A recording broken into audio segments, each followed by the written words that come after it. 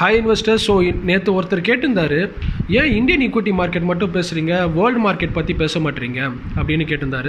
India market ஏன் best ஆப்பர்ச்சுனிட்டின்னு நான் இப்போ ஒரு விஷயம் சொல்கிறேன். 3D ஃபேக்டர்னு சொல்லுவாங்க. இந்த 3D இருக்கிற வரைக்கும் இந்தியாவை அடிச்சிக்கவே முடியாது. இந்த ஃபஸ்ட்டு டி பார்த்தீங்கன்னா டிமாண்ட்.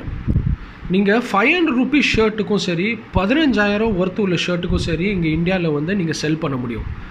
அதுக்கு எப்பொழுதுமே டிமாண்ட் இருந்துகிட்டே இருக்கும். இது ஃபஸ்ட். செகண்ட் பார்த்தீங்கன்னா demographic dividend. Almost 60% of the population இந்தியாவில் பார்த்தீங்கன்னா ஒர்க் பண்ணுற பாப்புலேஷன். நீங்கள் மோஸ்ட் ஆஃப் த கண்ட்ரிஸ் உங்களுக்கு 60% ஒர்க்கிங் பாப்புலேஷன் இருக்காது. தேர்டு பார்த்தீங்கன்னா எந்த கண்ட்ரிக்குமே இல்லாமல் largest democratic country India. Investors என்ன நினைப்பாங்கன்னா, ஒரு டெமோக்ராட்டிக் கண்ட்ரியில் தான் அவங்க இன்வெஸ்ட் பண்ண நினைப்பாங்க.